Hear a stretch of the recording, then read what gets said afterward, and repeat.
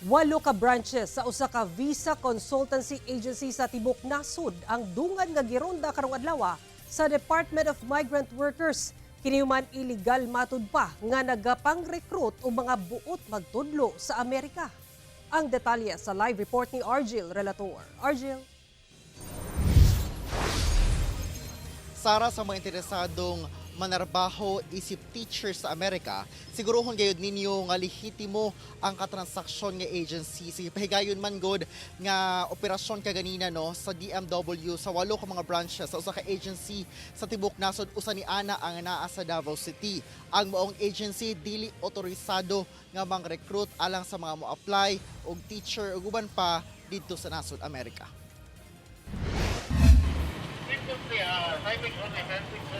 Kauban ang kapulisan o gisaksihan sa representante sa barangay o business bureau.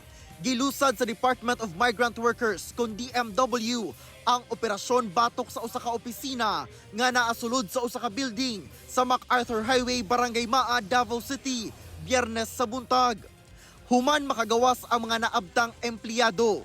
Gilayong gipangdikitan sa mga opisyal sa DMW o closure order ang pultahan o gikandaduhan. Kini aron masiguro nga wala na'y makasulod o dili na kini maka-operate pa. Ang maong opisina kay usamatud pa ka Visa Consultancy Agency.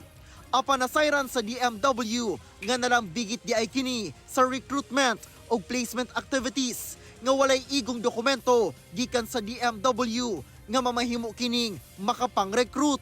Pwede lang po mag-conduct ay yung mga licensed recruitment agency, yung mga binigyan natin ng lisensya ng Department of Migrant Workers. So kung hindi po lisensyado, katulad ng Visa for America, hindi sila licensed recruitment agency. Nagahanyag matud pa sila og trabaho sa Amerika, labi na sa mga magtutudlo. Lakip ang sa hospitality industry nga dunay sweldo nga gikan $40,000 hangtod $100,000 o 2.3 million pesos hangtod 5.8 million pesos matag tuig. Depende sa kwalifikasyon sa aplikante. Duha ang ilang visa options, ang J1 o exchange visitor o H1B visa o dual intent working visa.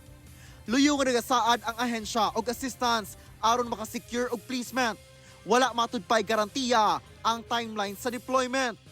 Wala na mihatag og pahayag ang mga naabtang empleyado. Yung mga empleyado, sinasabi nila hindi nila alam na may violation silang nagagawa because according to them, it was not clear to them kung ano yung mga transactions nila. Ang alam nila ay visa consultancy lang talaga. Kung dunay mga complainant, kasong illegal recruitment ang posibleng atubangong kaso sa nagdumala sa maong agency, lakip ang mga nalambigit sa transaksyon. Dapat lisensyado at formal po sana silang pumupunta sa agency para malaman nila na may existing agency talaga. And then pag nagbabayad po, dapat may karampatang resibo na i-issue ang agency sa kanila. Ano pa man po yung binayaran nila. At dapat po may job order approve ang isang agency bago sila makapag-apply. Dungan ni gilusad ang pagsirado sa branches sa tibuok nasod, lakip ang sa Zamboanga City.